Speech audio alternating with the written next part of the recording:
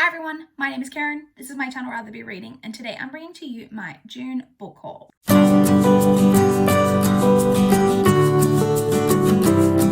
Historically for me, June is a really large book buying month, as June is my birthday month. Things are a little bit different this year with everything going on in the world, but we'll get into that kind of as we go throughout the haul. But first off, as always, we'll start up with the library books that I picked up this month. I have quite a few. I don't have like a huge amount, but I do have quite a few library books because as soon as my whole system reopened, you were able to put books on hold. I had so many things on hold. So I have in June and already into July had a lot of the books that I had on hold finally becoming available for me to pick up. So the first one that I have here is Giant Days Volume 11.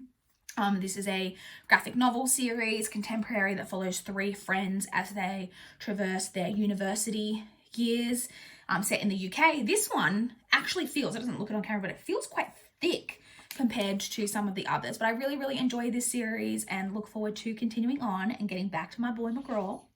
Looking forward to that. The next one from the library I have is Evil Under the Sun by Agatha Christie. This is the next book in the Hercule Poirot series that I need to read. I've been very intrigued by getting up to this one for a while because this title very much intrigues me, and I do always enjoy a good Hercule Poirot stories. Looking forward to getting to that one. Next one I have is another series continuation, and that is The Wrong Side of Goodbye by Michael Connelly. This is the next Harry Bosch novel. I believe this is, follows particularly Harry Bosch. Harry Bosch is a police detective. This is a crime fiction series that I've been reading and slowly working my way through. Next from the library, I have Wayward Son by Rainbow Rowell. This is the sequel to Carry On. I had mixed feelings on Carry On, but I was intrigued by where that book left off to see like what was going to happen in this book. So I am, and I didn't hate Carry On. I liked some things, didn't like some things. So looking forward to kind of seeing where this one goes. This is significantly shorter than Carry On. I'm just only like 350 pages, so I got that one. Next I have Every Last Promise by Kristen Halbrook. Now, this is one of the books that I need to read for one of my goals this year. And I don't really know too much about what this is. It's really short. I believe it's YA. Oh, I just saw that it was blurred by Courtney Summers, and Courtney Summers is slowly becoming one of my favorite authors. I believe it's about a girl who was driving when she leaves a party and is driving, and there's at least two other boys in the car with her. Yeah, one is dead and one is injured following a car accident. I don't know if alcohol is involved, but everyone is wondering why she was driving and what happened. And I think we know that she fled this party because she discovered some secret. And it's kind of about that. Sounds like it could be intriguing, could be truly terrible. I guess we'll find out when I eventually get around to reading this one. And the final library book that I picked up this week is a classic, and that is As I Lay Dying by William Faulkner. Is it William Faulkner? I just instinctively said William, but it doesn't actually have his, William Faulkner. I have no idea what this is about. This is, again, one that I need to pick up for one of my goals this year. The death and burial of Addie Bundren is told by members of her family as they cart her coffin to Jefferson, Mississippi to bury her among her people. I don't know. I don't even know if I've ever really heard too many people talk about this, but it's one of the books that has been on my to read list for years. And I don't really know anything about it, but I'm eventually going to be getting to this, and I'll be able to tell you exactly what it's about. So those are the library books. So the next category of books that we need to talk about hauling is my ebooks. So I do have both ebooks that I purchased and NetGalley approvals to talk about this month. So I actually purchased 4 ebooks this month. So the first one that I purchased is The Chase by Elle Kennedy. This one came up, I'm not sure if it's always free or if it was on a particular deal, but I came across my radar and it was free at the time that I purchased it. And so it's the first book in a series. Elle Kennedy's quite a popular, new adult romance author, and this is new adult romance. The thing that made me want to read this one, I have heard pretty good things about this series generally, and Elle Kennedy generally, is that this is a sports romance, and I don't think that I've read much sports romance, if any. I guess if you count the I want to say the Foxhole Court, and I know that the series has got a different name. The Nora Sakovic series, that's kind of sports romance when you think about it. But apart from that, I don't know if I've read too much sport romance, which is surprising because I like sports.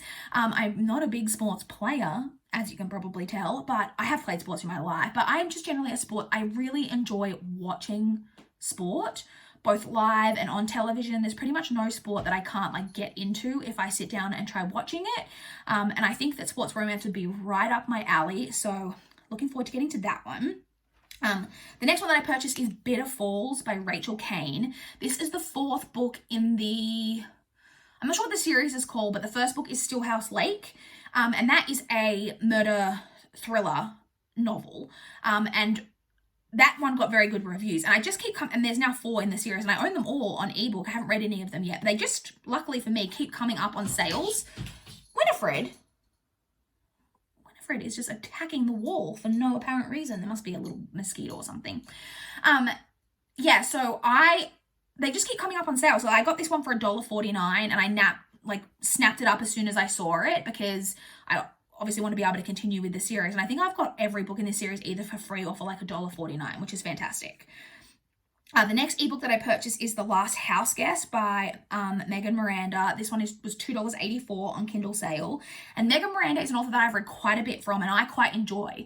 A lot of her books get very mixed reviews. I have generally enjoyed most of the stuff that I've read from her. And this is, I think, one of her latest novels. And like I said, it was on sale. So this is a thriller. It's about a town, like a holiday town or like a vacation destination type of area where there are kind of vacationers, but there are also the locals, and they don't normally mix too much with each other. But it's about 2 girls who every summer or whatever become really good friends with each other every summer. One is a local and one is a holiday maker. This goes on for years and years. Every time that one of them's on holidays, they just have this really inseparable friendship until one year one of them is found dead, and I believe it's about the other friend. I'm not sure if it's the vacationer or the local who is found dead, but it's about the other one trying to figure out what happened to her friend, and all of that is like kind of right up my alley. So I purchased that one. And then the final ebook that I purchased is The Accident by C.L. Taylor. This one was on sale for $2.99, and I have read a couple of C.L. Taylor books, and I've enjoyed like most of what I've read from her. And this one is another thriller. This one is about a woman whose daughter attempts suicide and ends up in a coma. And it's about the mother trying to find out what happened to her daughter, like what led her to this, and then finding out secrets in the past. It's funny because this synopsis actually sounds very similar to the synopsis of Reconstructing Amelia, which is on my TBR this month.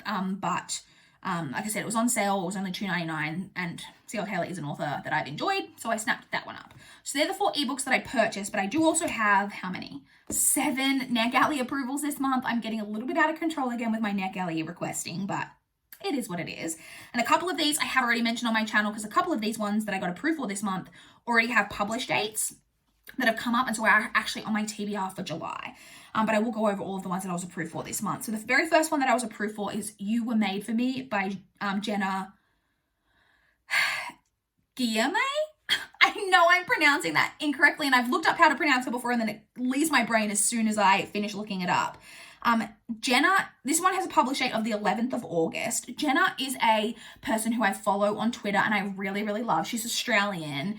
She used to write for BuzzFeed Australia, and now I think does more freelance writing.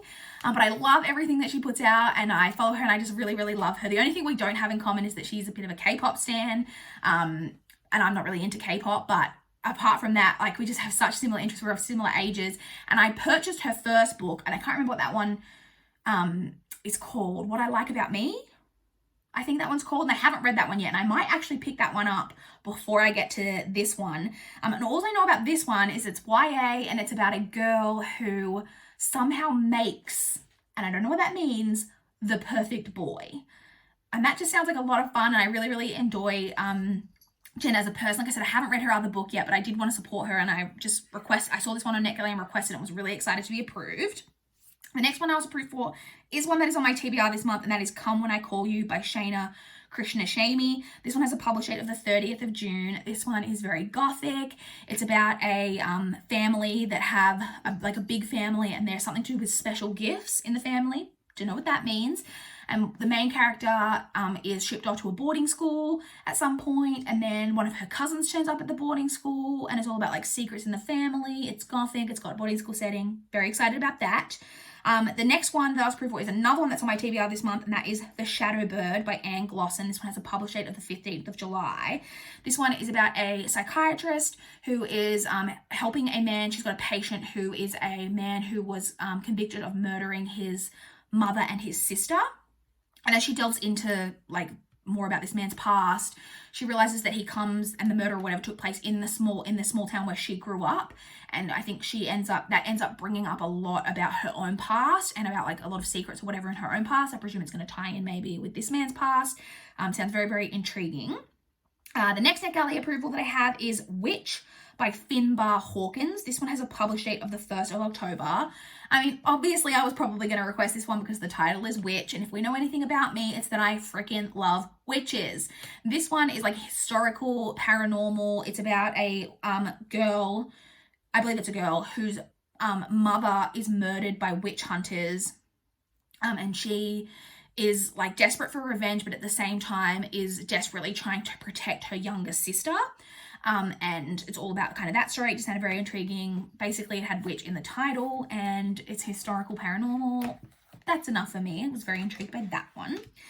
Next, I have one that I'm really excited about. So I actually got contacted by the publisher by email asking me if I was interested in reviewing this book, and then saying if I was, and saying if I was, then they sent me like in that same email a link, like the NetGalley like widget or whatever it is, so that I could just automatically download the ARC through NetGalley. And it's really, really exciting because it's the first time that's ever happened to me. I've been contacted previously by authors, I think like self-pub authors, but not for a really long time. But this is the first time I think that I've been contacted by like a publisher. And it's not even like a small, like it was a publisher from Simon & Schuster, like someone to do with Simon & Schuster. So I was just really, really excited. The book is Little Cruelties by Liz Nugent, which has a publish date of the 10th of November. However, I believe that this maybe has already been published either in the US or the UK. I think maybe Liz Nugent is Irish, so maybe it's already been published in the UK, and this is the Australian release or US release or something. I don't know. And I believe the title in one of the locations is Our Little Cruelties as opposed to Little Cruelties. But anyway, it's a thriller. I was very excited to book because I haven't read anything by Liz Nugent, but I have quite a few of her books marked as to read on Goodreads. I've been interested in her for a long time. This one is about 3 brothers. One of them is dead, and the brothers over the years have just constantly betrayed each other it's like betrayal after betrayal after betrayal, until one of them dies. And it's all about kind of that story. I don't know too much about it apart from that, but I was very excited to be offered the opportunity to review this one. So I had the approval for that. Not even really the approval. I don't even know. Oh, very exciting. The next one is another one that's on my TBR this month, and that is Strangers by C.L. Taylor. This one has a publish date of the 2nd of April. As I mentioned in my TBR, I actually requested this one quite a long time ago, and it was just sitting in my unapproved, like the ones that I hadn't got a response on, and then all of a sudden the approval came through this month, which was really great. So this one is about 3 strangers who somehow cross paths, and it just says something about that they have to stick together or one of them will die. Don't know what it means apart from that, but I have read C.L. Taylor in the past, and I enjoy them as an author, and so that's why I basically requested this one, and so was excited to get approved for it. And then the final approval that I have this month is for a book called You and Me by Nicola Rayner. This one also has a publish date of the 1st of October. I don't know why I said also. I don't even know if any of these yeah, another one earlier did, but not recently. It has a publish date of the 1st of October. This one is about a woman who is stalking a man who is married, but she like watches him, she like hides in his garden, like watches them through the windows, and then she witnesses a terrible crime, like while she's stalking him, and that changes everything. And I'm just very, very intrigued by that. It's a very intriguing plot. And so that is the final NetGalley approval that I had for this month. So that is the NetGalley. So that's the ebook, and the library book. So now we have physical books. I just spat everywhere, I apologize. So, like I said, this is the area where typically I would have quite a lot of books due to it being my birthday month. Normally, every year I place a book depository order for myself. And I really wanted to do that again this year, but I just didn't end up doing it. I just couldn't, I could have probably, but I just had a lot going on this month, and the books, because of everything going on in the world, the price of books online from like overseas is just so crazy expensive at the moment, and so I just didn't end up doing it. However, I did go with my mother one day this month, a week or two before my birthday, to some secondhand places. Well, really, so we have a secondhand bookstore not too far from where I live that I have attempted to go to once or twice before, like quite a while ago, not long after I moved to Adelaide. But I found the books quite overpriced. And they also weren't willing to really accept like trade-ins. Like they didn't really take books in from readers either. They were just really selling secondhand books, and they were quite pricey for secondhand books. I just had never really been back. However, on Facebook recently, I saw something about this place and realized that it had a new name and they were actually under new ownership. And I said to Mum, oh, we should like go back there and like check it out again. And so we did. And unfortunately, it's still a little bit of a thing where the books are quite overpriced. Like I think for secondhand books, the majority of them are like around $10, which I think is really expensive for a secondhand book. However, they do seem much more willing to take, depending on what they are, to take on some, to offer credit for books. So I'm hoping that I can develop a bit more of a rapport with them, taking in books, getting some credit, and then putting that towards some books and spending money so that I am supporting the store. But you know, that type of thing. So I didn't end up buying very much from there because I just couldn't justify spending $10 for secondhand books, but I did get one thing, and that is this Buffy the Vampire Slayer. It's got a 1 here. I believe this is like volume 1. I think there were like 2 or 3 of these published. In case you're new here, Buffy the Vampire Slayer is my favorite TV show of all time. I read a lot of the like TV tie-in books that were like published back in the day, like when the show was coming out, like when I was a teenager, when I was in high school. This, I believe it's published more recently. I don't know when. Yeah, in 2010. I think originally. Oh, actually, maybe this is some of those. 2 of these were published in 1998, and one of them was published in 2006, because this is a bind-up of 3 stories. That's weird that 2 of them were published in 98. That's a big gap. That's 8 years apart.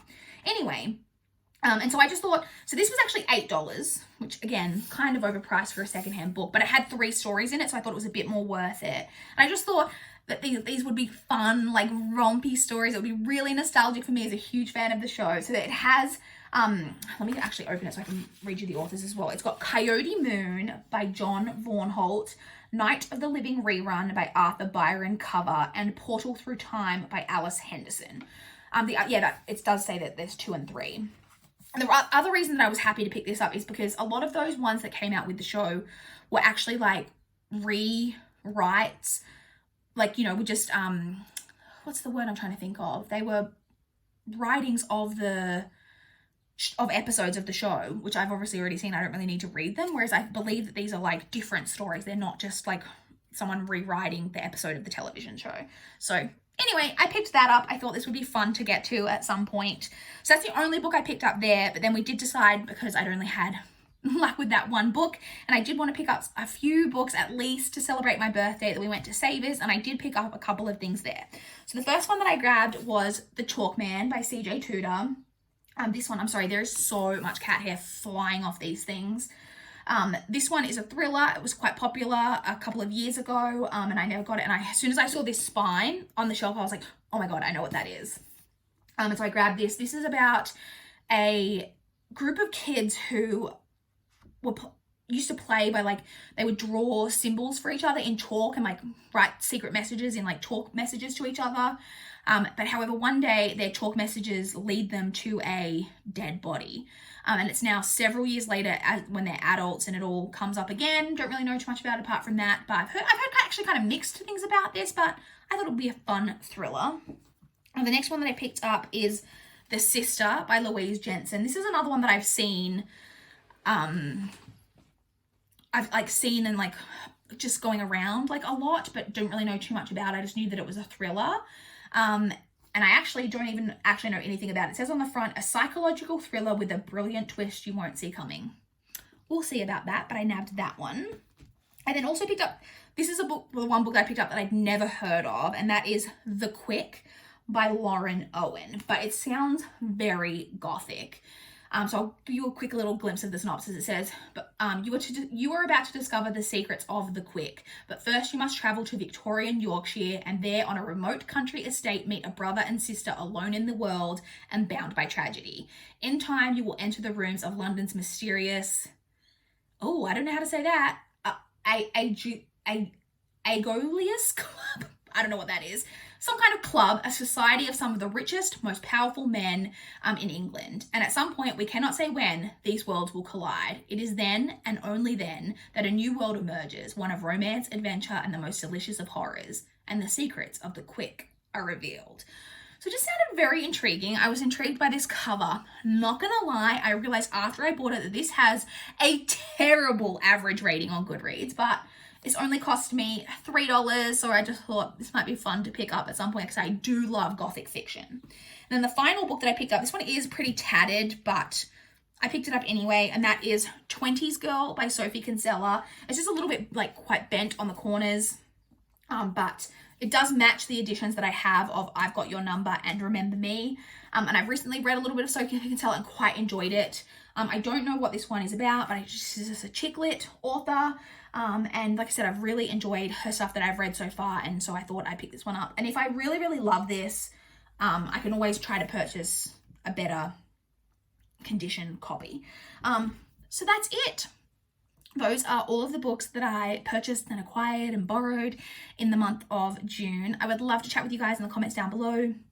If you've read any of these books, if you've got any thoughts on them, or what books you guys have been picking up in the month of June. Has your book buying slowed down? Because I know it's kind of a thing, like some people's book buying kind of slowed down and then everyone's going a bit crazy. But being in Australia at the moment, I haven't been able to get to any bookstores really in person except for those 2 secondhand bookshops. And prices to buy stuff online is just so through the roof that I just can't justify it. So yeah, I was talking about it recently with Mel. There's a series of books that are out of publication that I've really wanted to purchase for a while, and I was thinking about splurging and buying a copy secondhand of the series online. And I found a copy, and it's a 5-book series, and it was about $60, I think, which isn't like super cheap, but I was thinking about splurging on it for my birthday because it is out of print, so they can be quite expensive. Postage was $130. Like, on what planet? That means like those 5 books would have cost me $190. This is outrageous. So anyway, I didn't end up ordering anything online, but I did, like I said, pick up these few secondhand books. I would love to know what is going on with your guys' buying habits at the moment. Please like this video if you liked it. Please subscribe if you want to see more of my channel. That is all I have for this video today. Bye guys.